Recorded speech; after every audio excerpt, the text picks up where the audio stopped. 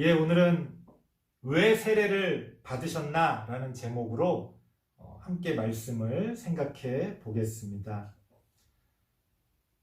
하나님의 아들로서 삼위일체 하나님이신 예수님께서 오늘 본문을 보면 세례 요한에게 세례를 받으시는 장면이 나옵니다. 좀 이상하죠? 세례 요한이 회개의 세례를 선포한 것은 사람들이 죄 가운데서 벗어나지 못하고 모든 하나님과의 관계가 끊어져 버렸기 때문에 회개의 세례를 전파한 건데, 예수님은 하나님의 아들이신데 예수님께서 왜 그런 회개의 세례를 받으셔야 했을까? 혹시 예수님도 사람이셨으니까 예수님에게 죄가 있었기 때문에 그렇게 회개의 세례를 받으셔야 했을까? 여러 가지 궁금증이 생깁니다. 물론 이런저런 이야기를 할 수 있을 겁니다. 하지만 오늘 본문에 나오는 말씀을 근거로 세 가지 정도 우리가 함께 얘기를 나눠보려고 합니다. 첫 번째는 뭐냐? 15절 말씀 보니까 이런 내용이 나옵니다. 예수께서 대답하여 이르시되 이제 허락하라. 우리가 이와 같이 하여 모든 의를 이루는 것이 합당하니라 하시니 이에 요한이 허락하는지라. 세례 요한은 이해할 수가 없었어요. 예수님을 하나님의 아들이라고 믿고 있었고, 예수님이 이제 메시아로서 우리에게 오셨다는 걸 깨닫고 있었기 때문에 세례 요한이 그 앞에 14절을 보면 말립니다. 아니, 내가 당신에게 세례를 받아야 될 텐데 어떻게 당신이 나한테 세례를 받으십니까? 그랬더니 예수님께서 이와 같이 하여 모든 의를 이루는 것이 합당하다, 이렇게 말씀하십니다. 아마 실제로는 더 자세하게 말씀해 주셨겠죠. 성경에는 이렇게 나와 있지만 세례 요한에게 아마 설명을 했을 겁니다. 왜 내가 세례를 받아야 하는지. 안 그러면 세례 요한이 이렇게 쉽게 납득을 했겠습니까? 그냥 이렇게 하는 게 모든 의를 이루는 것이 합당하다. 이게 도대체 무슨 말인지 사실 딱 와닿질 않잖아요.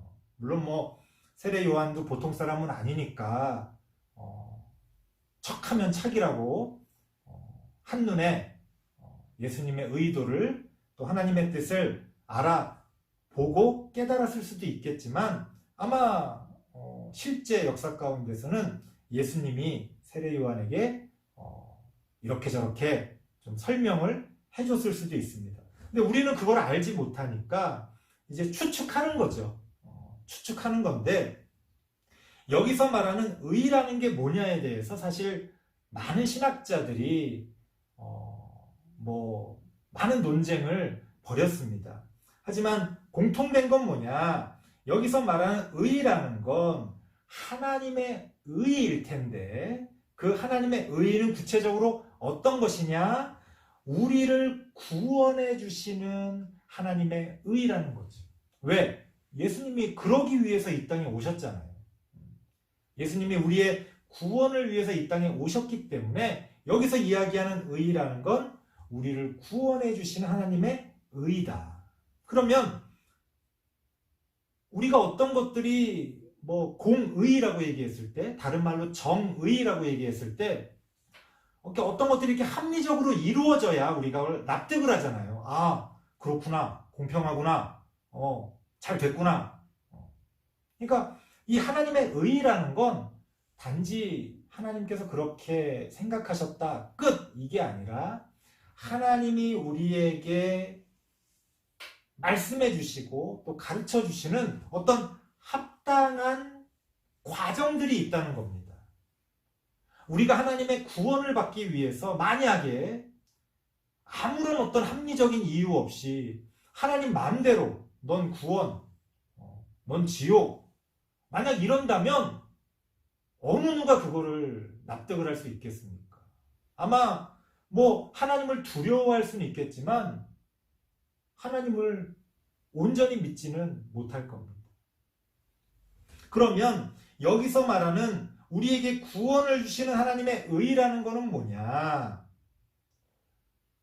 인류가 구원받기 위해서는 도저히 어떤 방법을 써도 그 죄의 어떤 역사를 막을 수가 없는 거예요. 일시적으로, 미봉책으로 그런 어떤 효과가 있었던 적은 있었지만 결국 시간이 지나다 보면 걷잡을 수 없이 인류의 죄는 커져만 가고 도저히 하나님의 구원의 역사가 뛰어들 그런 어떤 틈을 발견할 수가 없었다는 겁니다. 그래서 하나님께서 예수 그리스도를 통해 계획하신 것은 뭐냐?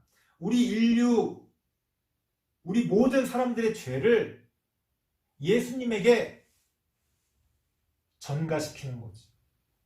이걸 신학적으로 전가라고 이야기하는데 뭐랄까요? 떠넘기는 거죠. 인간들은 도대체 그걸 감당할 수가 없으니까 그 인간들의 모든 죄를 예수님께서 감당하시고 예수님께서 담당하시는 겁니다. 그러면 그러한 하나님의 의를 위해 세례가 왜 필요하냐? 이거는 당시 유대교의 제사 드리는 과정을 통해 우리가 추측해 볼 수가 있습니다. 이 제사를 드릴 때 어떤 과정을 거치냐면 제사를 드리는 사람이 제물을 가져옵니다. 그 양이 됐건 뭐 염소가 됐건 소가 됐건 그 제물을 가져와요. 그러면 그 제물을 가져와서 그 자신의 제물에게 안수를 합니다. 안수를 해요. 그리고 그 제물을 죽여서 하나님께 바치는 거예요. 구체적으로는 이제 제사장한테 드려서 제사장이 하나님께 그것들을 올려드리는 거죠. 자, 왜 안수를 하느냐? 이거는 내가 가지고 있었던 죄를 그 제물에게 넘기는 거예요. 왜 그렇습니까? 원래 제사라는 거는 본래 의미는 뭐냐? 죄 지은 건 누구예요? 죄 지은 건 나잖아요. 그러면 내가 죄값을 받아야 돼요. 그 말은 내가 죽을 죄를 지었으면 내가 죽어야 된다고. 근데 내가 죽을 수는 없잖아요. 그럼 뭐 다 죽게? 살아있을 인간이 있습니까? 죄 지어서 죽었다고 죽여야 된다고 생각하면 살아있을 사람이 있어요? 그러니까 나의 죄 대신에 그 재물을 대신 그 죄값을 받게 해서 죄사함을 얻는 거예요. 이 유대교의 제사라는 건 그런 논리적인 구조를 가지고 있습니다. 그러니까 그 재물을 잡기 전에, 그 재물을 죽이기 전에 내가 내 죄를 이렇게 넘기는 거죠. 안수하는 거죠. 그런 행위의 의미가 들어가 있다는 겁니다. 자, 그러한 죄의 전가, 나의 죄를 재물에게 전가시키는 그런 것들을 통해 우리가 추측해 볼 수 있는 것은 세례 요한의 세례를 통해 인류의 죄가 예수님에게 전가됐다는 거죠. 그렇게 생각해 볼 수도 있다는 겁니다. 뭐 여기에 대해서는 또 다르게 생각하는 학자들도 있을 수 있겠습니다만 우리가 그렇게 유대교의 제사의 어떤 그 과정과 구조를 통해 예수님께서 세례받으신 의미를 우리가 유추해 볼 수 있다. 그래서 예수님이 죄도 없으시고 하나님의 아들이신데 왜 세례를 받으셨나? 우리 인류 모든 사람들의 죄를 담당하시기 위해 그 죄의 전가라는 과정을 통해 우리의 죄를 다 예수님께서 끌어안으시기 위해 그렇게 하나님의 의의를 이루기 위해 세례를 받으셨다. 그렇게 생각해 볼 수 있습니다. 두 번째는 뭐냐? 16절 말씀인데요. 16절 말씀 보니까 예수께서 세례를 받으시고 곧 물에서 올라오실새 하늘이 열리고 하나님의 성령이 비둘기같이 내려 자기 위에 임하심을 보시더니. 아마 여러분들은 이거를 이렇게 봤을 때 그냥 그렇구나, 뭐 그런 아주 환상적인 무슨 기적적인 일이 벌어졌나 보다, 이렇게만 여러분들은 이 본문을 보시겠지만, 유대인들이 이 본문을 읽으면 우리보다는 훨씬 더 다른 의미를 깨닫게 됩니다. 그들이 이 본문 말씀을 통해 떠올리는 인물이 있다는 거예요. 그게 뭐냐? 바로 모세입니다. 모세. 이 유대인들에게는요, 그 유대인들의 정체성 가운데 아주 뿌리 깊은, 아주 근원적인 바탕이 뭐냐? 출애굽 사건입니다. 출애굽 사건. 그 전까지는 뭐 기억도 못하고, 그 전까지는 노예로 살던 이스라엘 백성들이 그 출애굽 사건을 통해 비로소 자유인이 되고 가나안 땅을 향해 나아가고 또 그 가나안 땅을 차지하게 된 거 아닙니까? 그래서 이 출애굽 사건이 유대인들에게는 계속 반복적으로 회상되고 또 기념되는 거예요. 그래서 구약 성경을 읽다 보면 뭐 곳곳에 그런 출애굽 사건들이 다시금 불러일으켜지고 다시금 사람들에게 회자되는 그런 장면들이 나옵니다. 자, 그 출애굽 사건에서 가장 기적적이고 잊지 못할 사건이 뭡니까? 홍해가 갈라진 거죠. 여러분, 출애굽 영화 다 기억하시잖아요? 10개 뭐 이런 거. 자, 뭐 여러 가지 장면들이 있지만 가장 하이라이트가 뭐예요? 홍해가 쫙 갈라지면서 이스라엘 백성이 그 가운데를 건너가고 그 뒤쫓아오는 애굽 군대는 다 거기서 수장되는 그런 장면들. 이스라엘 백성들에게는, 유대인들에게는 잊을 수가 없는 역사인 거죠. 물론 그걸 또 따지고 들어서 그게 진짜로 있었던 일이냐, 과학적으로 말이 되냐, 그러면 여기서 또 할 말이 많이 있습니다만, 그런 것들은 옆으로 좀 밀어놓고 중요한 건 이스라엘 백성에게, 유대인들에게는 그 출애굽의 홍해 사건이 도저히 잊을 수 없는, 완전히 그 유대인의 그 정체성 가운데 각인된 그러한 사건이라는 거죠. 그거를 실제로 경험했든지 경험 안 했든지 상관없이 아주 대를 이어서 뿌리 깊게 각인된 사건이라는 겁니다. 그래서 사실은 여러분들은 잘 모르시겠습니다만, 기억을 못 하시겠습니다만, 모세가 홍해를 가른 사건이요, 그 이후에 결정적인 순간 때마다 반복이 돼요. 그래서 아마 딱 제가 말씀드리면 알 겁니다. 여호수아가 가나안 땅에 들어갈 때도요, 요단강이 갈라집니다. 그게 이제 이미 홍해 사건이 있었기 때문에 우리는 덤덤하게 아이고 그냥 그랬구나, 또 그랬네 하고 넘어가지만, 그 놀라운 사건이 반복이 돼요. 그 이후에도요, 엘리야를 통해 또 그런 비슷한 사건이, 요단강이 갈라지는 사건이 반복이 됩니다. 여러분들은 잘 아시지 못하겠지만 성경에는 그렇게 이 모세의 그 홍해가 갈라지는 그 사건에 대한 아주 각인된 이미지가 이스라엘 백성들에게는 있다는 겁니다. 자, 그런 이미지를 가지고 있는데 오늘 본문에 보니까 예수님이 세례를 받았을 때 하늘이 어떻게 됐대요? 하늘이 열렸다고 그러는데, 쉽게 말하면 하늘이 갈라졌다는 거예요. 갈라졌다. 하늘이 갈라져? 이게 무슨 의미지? 갈라져? 유대인들에게는 그 갈라졌다는 게 딱 머릿속에 떠오르는 거예요. 홍해 바다가 갈라지는 사건. 그리고 이건 단순히 억지로 연결시키는 게 아니라요. 자, 창세기 1장 6절 7절에 보면 어떤 말이 나옵니까? 유대인들의 창조에 대한 이해를 볼 수가 있는데 창세기 1장 6절 7절에 보면 하나님께서 궁창을 만드셨는데 궁창을 만들고 나니 땅 그 궁창 아래의 물과 궁창 위의 물로 나뉘어졌다는 말이 나와요. 무슨 말이냐? 그 유대인들의 그 우주관을 통해서 봤을 때는 하늘에도 물이 있는 거예요. 왜? 그러니까 비가 내리겠죠. 아니 하늘에 물이 없으면은 비가 어디서 내립니까?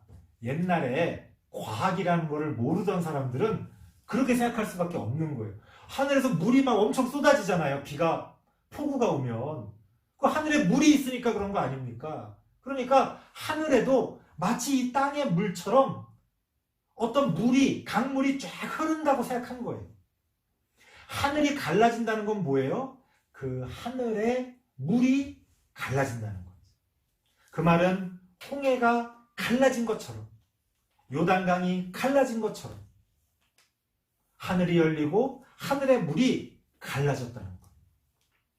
이거는 유대인들에게는 모세를 떠올리게 하는 아주 놀라운 사건입니다. 그러니까 뭐 바다나 강이 갈라진 건 여러 번 있었으니까 예수님은 그거보다 더 특별하신 분이잖아요. 그러니까 예수님은 하늘이 갈라지는 거예요. 하늘의 궁창에 그 위에 물들이 갈라지는 거예요.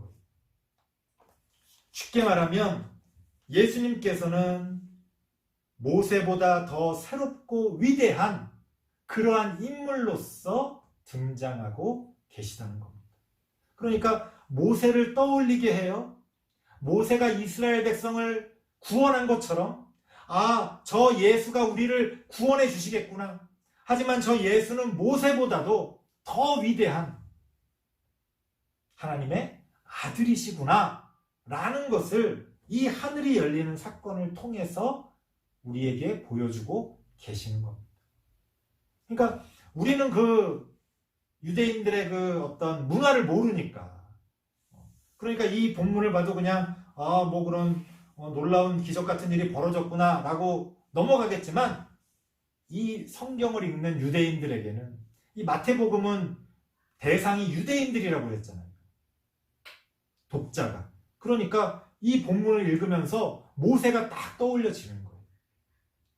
그리고 그 모세보다도 더 위대한 일을 이루실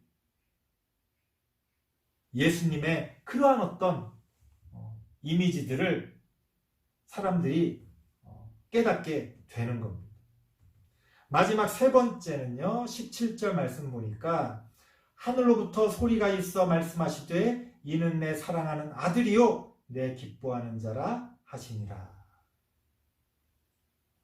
이거는 예수님께서 메시아로 공식적인 인정을 받으시는 겁니다. 왜 예수님이 하나님의 아들이냐? 무슨 근거가 있어요? 무슨 근거로 예수님이 하나님의 아들이라고 믿습니까? 그것을 위해서 이 본문 말씀이 들어가 있는 거예요. 하나님께서 그렇게 말씀하셨다는 거예요. 대놓고 이는 내 사랑하는 아들이요 내 기뻐하는 자라. 그래서 비로소 예수님께서는 메시아로서 공식적인 인정을 받으시고 공생애를 시작하게 되시는 겁니다.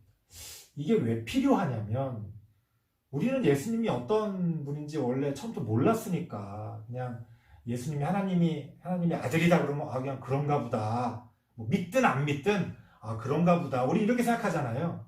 그런데 예수님께서는 30살 때까지 그 이스라엘 나라에 사시던 분이에요. 그 뭐 인구가 그 당시 얼마나 된다고. 한 달이 건너면 다 아는 사람이에요. 그러니까 뭐 오늘로 치면 야, 나 저 예수 나 아는데 막 SNS에 막 글들이 올라오는 거죠. 나랑 같이 고등학교 다녔는데 공부도 잘 못했는데 어리버리 하던데 저게 무슨 메시아야. 말도 안 되는 소리 하고 있어. 사람들이 받아들이질 않는 거예요. 이런 특별한 사건을 통해 하나님이 공식적인 인정을 해주실 때, 이제 달라지는 거구나. 달라졌구나. 그 사람에 대한 새로운 인식을 갖게 되는 겁니다. 예수님이 세례를 받으시기 전에는 하나님의 아들이 아니셨는데 세례를 받으셔서 하나님의 아들이 되었다. 그렇게 주장하시는 분들도 있습니다. 하지만 중요한 것은 실제로 어땠는지는 우리는 모르니까 중요한 것은 예수님이 세례를 받으심으로써 비로소 그때부터 이제 메시아로서의 공생애를 시작하게 되셨다는 겁니다. 그리고 우리의 구원의 역사도 바로 그때부터 예수님과 함께 시작이 되었다. 그런 뜻에서 예수님께서 세례 요한에게 세례를 받으셨다는 겁니다. 세 가지를 말씀드렸습니다. 예수님께서 왜 세례를 받으셨을까? 물론 이 세 가지는 이런저런 해석을 통해서 우리가 유추해 보는 겁니다. 더 간단한 이유가 있을 수도 있고요. 또 우리가 미처 알지 못하는 더 깊은 뜻이 있을 수도 있습니다. 하지만 우리는 오늘 우리가 이해할 수 있는 범위만큼 이해하는 거죠. 그게 우리가 하나님께 나아가는 최선이잖아요. 우리가 그 순간 우리가 할 수 있는 최선으로 하나님을 알고 하나님을 믿고 나가는 겁니다. 그거는 교만한 것도 아니고요.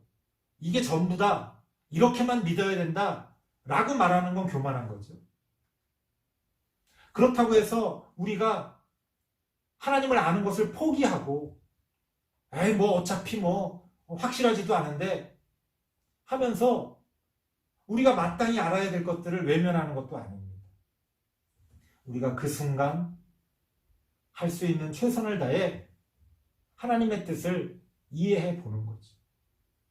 그렇게 예수님께서는 세례 요한에게 세례를 받으심으로써 자신의 소명을 감당하기 시작하셨다는 겁니다. 어찌 보면 그까지 세례 안 받아도 됐을 텐데 왜 예수님께서는 굳이 세례 요한까지 말리는 그 세례를 받으셨을까? 하나님의 아들이시지만 이 땅에 오시고 또 인간의 역사 가운데서 마땅히 스스로 감당해야 될 그 과정들을 다 감당하셨다는 것. 저는 예수님의 이러한 모습을 보면서 이런 것과 상관없이 예수님을 나의 구세주로 믿습니다만 참 많은 것들을 깨닫게 됩니다. 예수님도 그렇게 하셨구나. 똑같진 않습니다만 나의 삶과 연결시켜서 깨닫게 되는 바가 있어요. 예수님도 그러한 과정들을 다 거치셨구나. 예수님도 우리랑 똑같이 그러한 어려움들을 다 감당하셨구나. 여러분들도 살면서 아마 이런저런 반문이 되어지는 그런 일들이 있을 겁니다. 내가 왜 이래야 돼? 내가 왜 이런 일을 당해야 돼? 하지만 그 모든 과정을 통해 하나님의 의는 이루어집니다. 때로는 그러한 과정을 통해 하나님의 역사는 새롭게 시작되어집니다. 그러한 과정을 통해 하나님께서는 우리의 삶을 우리도 깨닫지 못하는 그 순간에조차 우리의 삶에 그런 하나님의 어떤 의미를 담아 두신다는 겁니다. 여러분들이 그러한 것들을 생각하시면서 예수님의 삶을 기억하시면서 여러분 각자의 삶을 잘 감당하고 살아가실 수 있도록 그러한 믿음을 가지고 또 힘있게 또 오늘 하루를 또 앞으로 주어지는 우리의 인생을 우리가 살아낼 수 있기를 바랍니다. 기도하겠습니다. 하나님 감사합니다.